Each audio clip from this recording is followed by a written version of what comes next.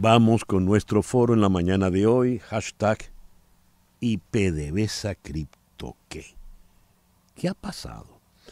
¿Dónde están presos los que mostraron en bragas anaranjadas? ¿Siguen todos presos? ¿A dónde han conducido las investigaciones del señor Tarek William Saab? ¿Por qué no ha vuelto a hacer anuncios? ¿Qué pasó con Tarek El Aissami? ¿Dónde está Tarek El Aissami? En fin, son tantas las preguntas y sobre todo, ¿por qué el silencio ahora? Un silencio tan espeso después de tanto escándalo. En la ciudad de Miami está César Batis, director de El Pitazo. César, buenos días. Buenos días, César Miguel. Buenos días, Víctor Amaya, que nos acompaña también en este espacio. Uh-huh. Gracias Víctor, sí. por la invitación y bueno, y hablar de este tema que está muy interesante. Víctor Amaya, de tal cual, está en Caracas. Víctor, muy buenos días. Hola, buenos días a todos. ¿Cómo están? Gracias por la invitación. A ti por atenderla. A ver, comencemos entonces. ¿Por qué el silencio? Comencemos con César Batis. Mira, César Miguel, yo creo que se está cumpliendo lo que dijimos desde un principio. Este es un caso que tenía en el fondo la búsqueda de unos recursos a los cuales un sector del poder que está detrás de Maduro, que sostiene a Maduro, no tenía acceso. Estos recursos económicos, estos dólares, estas cripto, estaban en manos de este grupo de personas, o en su mayoría de este grupo de personas que han sido detenidas, unas 21 personas detenidas según lo que informó el fiscal en marzo. Fíjense que estamos hablando de marzo, 25 de marzo exactamente, cuando decía también el fiscal que había órdenes de captura contra 11 más. En todo caso, lo que vimos en esta situación fue esa búsqueda de recursos porque, de acuerdo a una información que manejo, en un momento Maduro solicitó recursos para pagar una bonificación especial o un aumento a los maestros que protestaban en enero, o que se han seguido protestando, pero en enero pidió recursos al Ministerio del Trabajo o que el Ministerio del Trabajo fuera a PDVSA a solicitar recursos. De PDVSA le dijeron, no hay dinero, y es cuando comienza la investigación y dicen, bueno, hay que buscar dónde está el dinero, y es por eso que viene esta serie de detenciones. Además, concentra más el poder de Maduro en vez de estar tener 5 patas la mesa, ahora tiene 4. Maduro y Cilia Flores, los hermanos Rodríguez, Diosdado Cabello, que por cierto sale repotenciado de esta crisis, dado a que el protagonismo que tuvo el SEBIN y su aliado muy cercano, González López, y estamos hablando también como esa otra cuarta pata de Parino López. Ahora, la pregunta sigue siendo, y ya tú le hiciste en la introducción, ¿qué pasa con Tarek El Aissami? Y lo que pasa con Tarek El Aissami es, también lo dijimos en un principio, no va a ser detenido, no será detenido, le han restado poder, le han quitado poder y está allí como un jarrón chino, sin poderlo tocar y sin poderlo ver. Hablaba César Batis, director del Pitazo. Me gustaría entonces oír la opinión de por qué el silencio de Víctor Amaya, editor de Tal Cual desde Caracas. Víctor. Bueno, en principio hay que decir que el silencio se ha correspondido con la opacidad en general que ha tenido toda la operación. En este caso, recordemos que esto se hizo público una vez que comenzaron esas primeras detenciones. Hasta ahora, el último balance, si lo podemos llamar así, es de más de 61 detenidos, según dijo el Ministerio Público.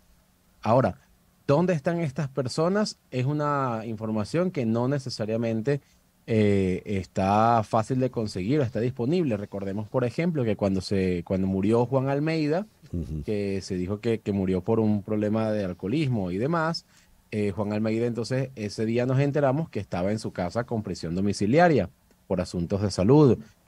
pero no se había informado, ¿no? Así que tampoco está claro dónde están las otras personas que han ido siendo presentadas con braga naranja o no, porque, por ejemplo, el comandante de la DG Sin Bolívar fue detenido por corrupción en la CBG hace ya un mes, el 2 de mayo. Nunca fue presentado en cámara, por supuesto, cuando fue presentado a tribunales ni nada, y no se sabe dónde está. Se asume que está detenido en Caracas, pero no está claro dónde. Luego, una parte de los detenidos, los civiles detenidos, estaban o están supuestamente en el helicoide en Caracas, en la sede del SEBIN. Sin embargo, la información que manejamos en tal cual es que el comandante de la DGCIM de Bolívar está detenido en la DGCIM de Boleíta, en Caracas, y no en el SEBIN, es decir, un sitio de reclusión distinto. Y como bien decía César, seguimos sin tener información de qué pasa con Tarek El Aissami. El único que ha dicho algo en ese sentido ha sido Jesús Faría, cuando se lo comentó Vladimir Villo que sí, que está siendo investigado. Eso fue lo único que Ujú. comentó al respecto. Y se han dejado de hacer anuncios en materia de corrupción en las últimas semanas. Creo que los últimos fueron, la Asamblea Nacional anunció que iba a investigar a 3 alcaldes de Táchira por corrupción. Estaba la presidencia de Baribén, que lo tenía un tipo que se llama Oscar Dávila, que también cayó preso, y poco más. De resto, lo que se ha impulsado ahora en la propaganda oficial, en la comunicación oficial, es este desarrollo de leyes que supuestamente van a combatir la corrupción, como la ley de extinción de dominio, Ujú. y otras que se han estado trabajando, que supuestamente es para ir al día después Sí. de las detenciones, recuperar esos bienes. Pero, por ejemplo, hay cosas que nadie ha explicado todavía. Por ejemplo, en el caso de las Mercedes, que es lo que se está investigando allí, nunca ha quedado claro en, en este esquema de PDVSA Cripto, como se llamó desde el Ministerio Público, cuál era el rol que jugaba el constructor Rafael Perdomo de las Mercedes, si jugaba Ujú. algún rol, y tampoco qué rol jugaban los funcionarios de la alcaldía de Baruta que fueron detenidos, director general de la alcaldía y el ingeniero municipal, y por qué además no está siendo investigado el alcalde de Baruta, si son Claro, claro. actores o son funcionarios de altísimo nivel dentro de ese despacho. Es decir, la opacidad ha sido como marca de casa de nuevo en esta situación. Hablaba Víctor Amaya, editor de Tal Cual, desde Caracas. A ver, Tarek El Aissami, el punto fundamental en este momento, se había insistido en que estaba en su casa en Fuerte Tiuna. Ya vivir en Fuerte Tiuna es algo peculiar, ¿no? Ahora, una cosa es vivir en Fuerte Tiuna estando de buenas con el poder, y otra es vivir en Fuerte Tiuna estando de malas con el poder, porque el, eso puede pasar a ser una suerte de prisión domiciliaria. Ahora, llegaron rumores, informaciones de buenas fuentes, diciendo que lo habían trasladado, lo habían sacado de Fuerte Tiuna, por no mencionar algunas voces que dicen que ya ni siquiera está en Venezuela. ¿Qué sabe al respecto César Batis? Mira, la información que tenemos es que está en Venezuela. Ahora, si lo trasladaron de Fuerte Tiuna, no creo que sea por una situación de que vaya a ser detenido. Yo sigo Mm, sosteniendo lo que me dijeron fuentes desde el martes siguiente a que comenzara esta situación, que como decía Víctor ya lleva más de 80 detenidos, 81 detenidos, pero el, y esa información indicaba que Tarek El Aissami no iba a ser detenido. Incluso se ha hablado de, como tú decías, de que estaba fuera del país. Hay una versión que apunta a que algún funcionario de un gobierno del Medio Oriente planteó el traslado de Tarek El sí. Aissami al Medio Oriente, pero eso fue negado. Y es que es lógico, pues si ustedes ven, y esto liguémoslo con la situación del sector petrolero, en mayo la producción petrolera bajó. Y Tarek El Aissami, por más que tenga muchas críticas en cuanto al manejo del sector petrolero y por supuesto haya sucedido todo esto que se comenta más de 20.000 millones de dólares perdidos en estas transacciones de venta de petróleo, Tarek El Aissami tenía el dominio y manejo de la relación con Irán para la industria, para los insumos para la industria petrolera.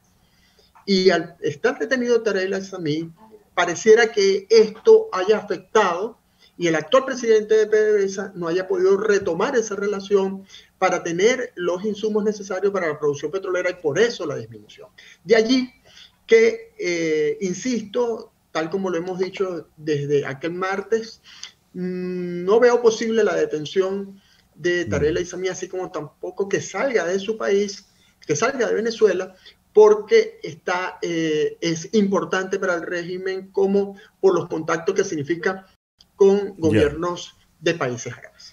Hablaba César Batis, director de El Pitazo, aquí en Miami. A ver, me gustaría conocer tu opinión, Víctor, sobre la circunstancia de Tarek El Aissami. Y agrego una pregunta puntual. ¿Quién es el adversario, el enemigo de El Aissami dentro del régimen? Bueno, en principio, si una cosa quedó claro es que el impacto que tenía o el peso que tenía Tarek El Aissami dentro de la burocracia gubernamental y de los hilos del poder era mayúsculo. No solamente con El Aissami cae él y caen presos, figuras relacionadas al negocio petrolero, sino también figuras del Poder Judicial, figuras de la CBG y de otras empresas en Guayana. Figuras, alcaldes también que han sido señalados allí, y había la expectativa incluso de que gobernadores pudieran haber entrado en por lo menos en esas investigaciones. Nos referimos, por ejemplo, al caso del gobernador de Mérida, Jason Guzmán, que era muy cercano a Tarek, ¿no? Pero también tomemos el caso de Hugo Cabezas, que también fue solamente director del SAIME, sino fue gobernador en su momento, ¿no? Entonces nos dimos cuenta, o por lo menos quedó evidenciado públicamente, el tamaño de las redes, digamos, de los tentáculos, por decirlo de alguna manera, de Tarek El Aissami dentro del propio poder. Como decía César hace un rato, una de las patas de la mesa, ¿no? Una de las patas que sostienen al régimen venezolano. Y en ese sentido, ¿quién es el enemigo? Bueno, como siempre explican los politólogos y los académicos, las coaliciones gobernantes son eso, son coaliciones donde hay amistades y hay intereses, pero nadie descarta ser enemigo. Es decir, ¿cuál es el enemigo de Tarek El Aissami? Yo creo que quizá el enemigo fue la ambición, quizá el enemigo fue el propio Nicolás Maduro, al saber el impacto que tuvo en las cuentas lo que estaba pasando y la disponibilidad de ese dinero de cara a una campaña electoral, pero quizá también, como se ha mencionado, o todo junto, la propia posibilidad de que Tarek El Aissami estuviese operando de alguna manera una alternativa a una candidatura a Nicolás Maduro. Y no me refiero a una candidatura de él necesariamente, sino una candidatura, o por lo menos plantear la discusión de una candidatura alternativa dentro del PSUV que cuestione una reelección de Nicolás Maduro o una posible reelección de Nicolás Maduro. Y en ese sentido, pues había que desactivarlo, ¿no? Recordemos que es algo que también se ha perseguido mucho en el caso de Rafael Ramírez, que cada vez que hay alguna disidencia dentro del chavismo, buena parte del argumento viene Rafael Ramírez con financiamiento para tratar de dividir a las fuerzas, no sé qué más. Entonces, allí también hay unos factores de realpolitik involucrados que quizás no tienen nada que ver con lo personal de una enemistad dentro del poder, pero sí de una suerte de deseo de preservación del poder entre los actores que también controlan buena parte de los hilos y que ahora deben estar, como hemos visto, en algunos casos públicamente, en otros casos por rumores, de cómo se reacomodan las fuerzas dentro de la coalición gobernante, como se le llama. Ya. Ahora bien, vamos a lo que está evidente sobre la mesa en este momento. Hay un silencio importante. No se ha vuelto a sacudir el escándalo, no hay más bragas naranjas. Entonces me viene una pregunta. Si todo esto era una estrategia interna, ¿ya se logró esa estrategia interna? ¿Ya los fines que buscaban, cualesquiera estos hayan sido, ya fueron satisfechos, ya fueron logrados? ¿Qué viene ahora? Vamos a hacer una pequeña pausa y al regreso nos ocupamos de ello en nuestro foro de hoy, #PDVSACriptoQué. Esto es En Conexión Radio por Éxito 107.1 FM en Miami. Una pausa y regresamos con César Miguel Rondón en Conexión Radio. Gracias, Flor Alicia. Son las 16 minutos de la mañana. Retomemos nuestro foro en la mañana de hoy, hashtag y PDVSA Cripto ¿qué? La pregunta que quedó en el aire, si evidentemente tenemos por delante un silencio espeso, no se ha vuelto a tocar el tema de la guerra contra la corrupción, no se ha vuelto a hablar del escándalo PDVSA, es que lo que lo motivó ya se resolvió. Lo que esto haya sido, puertas adentro del chavismo, puertas adentro del PSUV, una guerra contra el Aizami y su gente o cualquier otra, ya se lograron esos objetivos. En definitiva, ¿por qué el silencio? Comencemos con la opinión de César Batis, director del Pitazo aquí en Miami. César. César Miguel, pero antes quisiera sobre lo que decía Víctor brevemente. Yo creo que los grandes rivales dentro del gobierno, así lo dijimos al principio, los grandes rivales de Tarek El Aizami eran los hermanos Rodríguez, sobre todo Delcy Rodríguez por el enfrentamiento que tenían en PDVSA. Y hay un tema aquí importante dentro o dos temas más. Uno, las candidaturas. Las candidaturas dentro del PSUV y organizaciones que tuvieron o personas que estuvieron alrededor de Chávez en el gobierno, se está pensando seriamente en otra candidatura. Por supuesto, Nicolás Maduro quiere ser el candidato y tiene todas las posibilidades de ser el candidato, pero esto no deja por fuera el que se esté pensando en otras candidaturas. No sé si Tarek El Aizami estaba dentro de ese grupo de los que buscaban una nueva candidatura, pero lo que sí estoy seguro es que el candidato no iba a ser él por su estado de salud. Por otro lado, es muy extraño que entre los detenidos, entre los más de 80 detenidos, no esté Samad López Bello. Y digo que no esté Samad López Bello, muy extraño este hecho, porque todos saben, o bueno, los que conocemos esta situación sabemos que Samad López Bello tiene una relación muy cercana o tenía una relación muy cercana con Tarek El Aizami, y él incluso está dentro de los investigados por el Departamento de Estado y está dentro de los primeros sancionados por Estados Unidos debido precisamente a su relación con Tarek El Aizami. Ahora, ¿será, de acuerdo a lo que comentan, que Samad López Bello ahora es un aliado de Delcy Rodríguez? ¿Será ese el motivo? No, sería interesante ver cómo se desarrollan estos acontecimientos, porque, repito, es muy extraño que no se ha mencionado en ninguna parte de esta investigación a Samad López Bello. Continuando con lo que tú planteas, el silencio, ¿se lograron los objetivos? Creo que sí, como lo decía al principio, ya no son 5 patas, ya se concentra el poder en 4 patas, de la que sostienen a Nicolás Maduro. El sector de Nicolás Maduro está manejando el negocio de PDVSA. El presidente de PDVSA responde directamente a Delcy Rodríguez y responde al Palacio Miraflores. Ya en ese sentido tienen la conducción de esos recursos. Ahora, el tema que tienen es que necesitan aumentar la producción petrolera para tener los suficientes recursos para financiar una campaña electoral que se aproxima.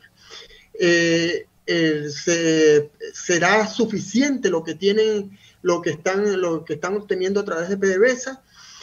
Pareciera que no, para una campaña con un candidato que pesa mucho a las fuerzas del oficialismo como es Nicolás Maduro. Por eso, y repito, se sigue pensando dentro del oficialismo en la posibilidad de tener un candidato distinto a Nicolás Maduro. Hablaba César Batis, director del Pitazo. Me gustaría oír tu opinión, Víctor, con la pregunta original, si este silencio obedece a que ya se lograron los objetivos internos, cualesquiera estos hayan sido. Víctor.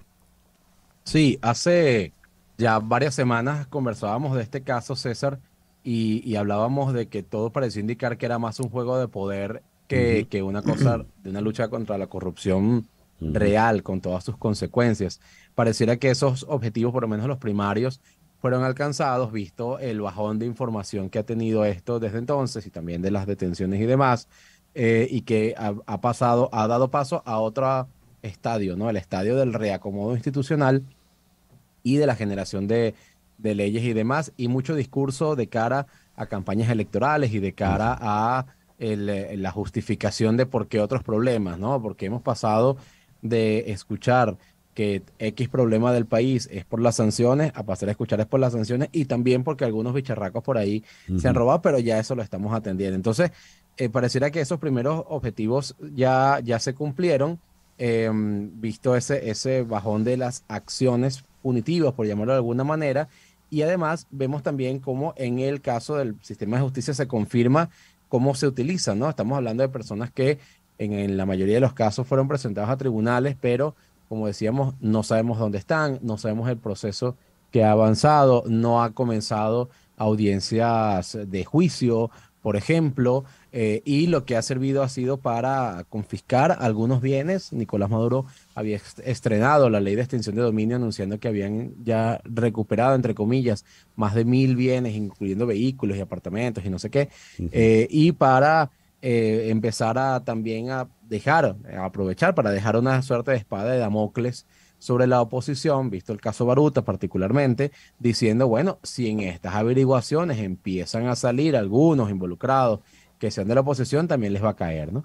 Entonces, bueno, pareciera que en un principio esos objetivos primarios se obtuvieron, y vemos además cómo a nivel de PDVSA particularmente se ha ido reestructurando ese manejo institucional. Pedro Tellechea participó de las reuniones OPEP hace poco, este fin de semana, presencial además. Nicolás Maduro fue a Turquía y ahora está en Arabia Saudita, efectivamente buscando o participando de esas conversaciones que tienen que ver con el negocio del petróleo, y no dudo que buena parte de esto tenga que ver también con el control de daños, por llamarlo de alguna manera, de que ya no esté un actor como Tarek El Aissami, que tenía buenas relaciones con el mundo árabe, y que ahora tiene que asumirlas, bueno, Nicolás Maduro por una parte y Pedro Tellechea por otra, como ministro y presidente de PDVSA y presidente de Pequiven, porque ahora el hombre tiene muchos cargos de nuevo, concentrando responsabilidades en una sola persona. Hablaba Víctor Amaya. ¿Tenemos idea puntual de cuántos están detenidos, quiénes son y dónde? Ya sé que no hay mucha certeza de dónde pueden estar detenidos, pero por fin sabemos cuántos son. ¿Ha habido alguna liberación? Además, ha habido 2 muertes entre estos detenidos. ¿Qué puedes decirnos, César? Mira, lo que en marzo se hablaba de 21, que eran 11 funcionarios, incluyendo diputados, y 10 empresarios, si mal no recuerdo era la relación. Luego esa cifra aumentó a 54 y finalmente en abril se habló de 80 a 81 detenidos, que es la cifra que ha dicho Víctor.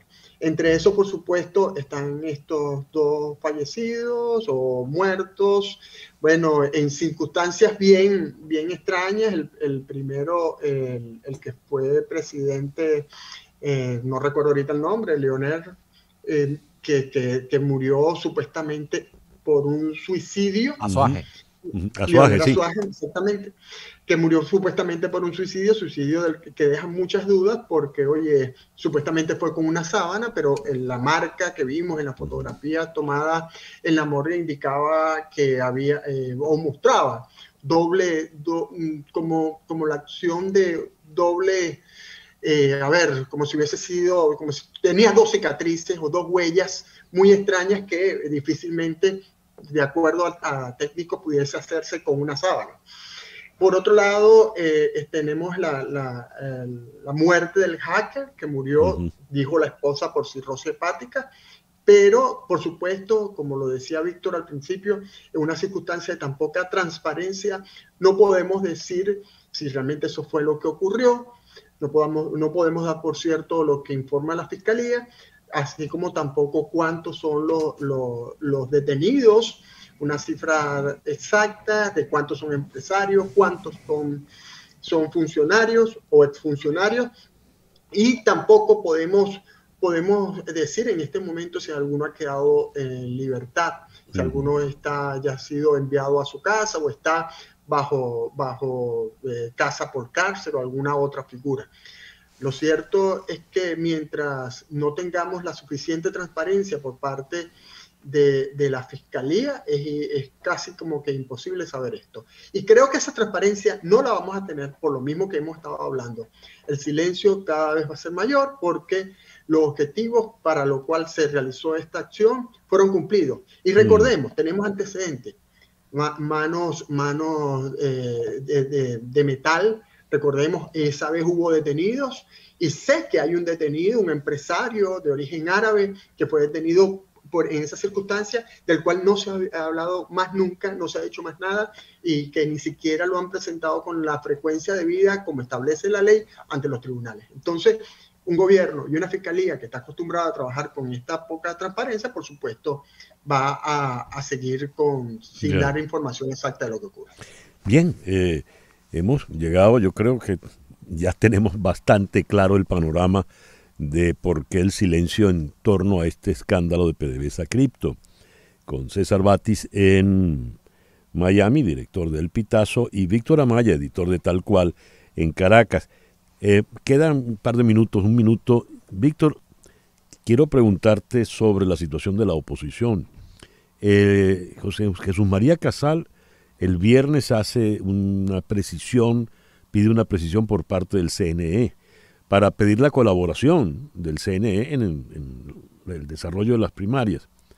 Andrés Velázquez dice que no lo va a aceptar y lo mismo reitera 20 Venezuela. ¿Cuál es el ambiente? ¿Qué va a ocurrir? Bueno, Casal decía justamente esta mañana que esperan respuesta del CNE. Ellos aspiraban que ocurriera antes de que comenzara el periodo de postulaciones de candidatos, que empieza hoy lunes. Y que esperaban esa respuesta del CNE que tiene que ver con la protección de la identidad del elector, el uso de los centros de votación, verificación ciudadana, es decir, que la gente pueda estar allí al momento de hacer todos los conteos, y también la elaboración de un plan de seguridad, un plan primaria con el plan República para la custodia de las máquinas, ¿no?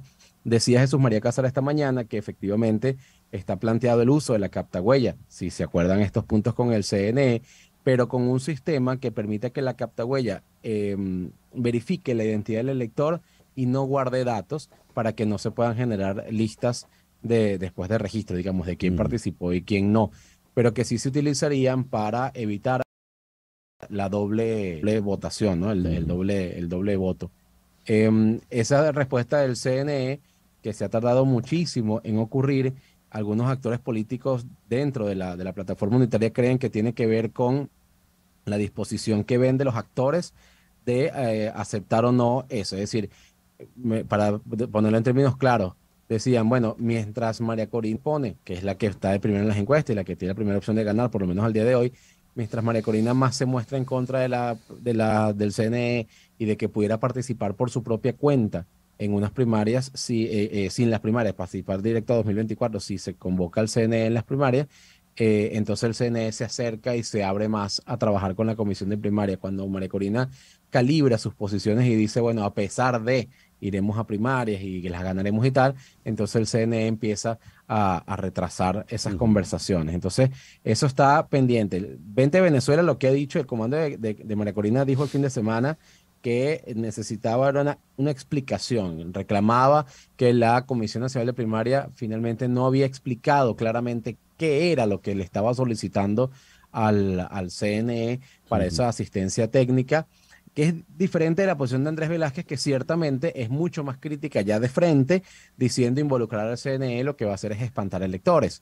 Pero bueno, la respuesta a 20 y la respuesta al comando de María Corina la está dando Jesús María Casal indirecto durante la mañana de hoy, cuando aclara que son esos puntos lo que ha estado conversando con el CNE y que espera esa respuesta. Recordemos que hasta ahora además hay unos 13 candidatos ya prepostulados, o por lo menos que han ratificado sus intenciones, y que a partir de hoy empezaremos a ver esas inscripciones, por lo menos en un principio la de Carlos Prosperi y la de Roberto Enríquez, que ya dijeron que van a ir desde el primer día, y otras que se pueden retrasar un poco más por el tema del CNE, por ejemplo, la de María Corina Machado o la de Andrés Velázquez, y alguna otra que todavía no se sabe si va o no va, que es la del gobernador del Zulia, Manuel Rosales.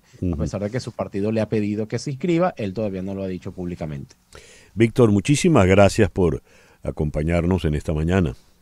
Gracias, César. Saludos, César. Saludos, César, y al otro César también. Víctor Amaya, editor de Tal Cual desde Caracas. César, tocayo, muchas gracias por habernos acompañado en el foro de hoy. Gracias a ustedes y siempre a la orden. César Batis, director de El Pitazo, aquí en Miami. 10:22 de la mañana. Una pequeña pausa y ya regresamos en Conexión Radio por Éxito 107.1 FM en Miami.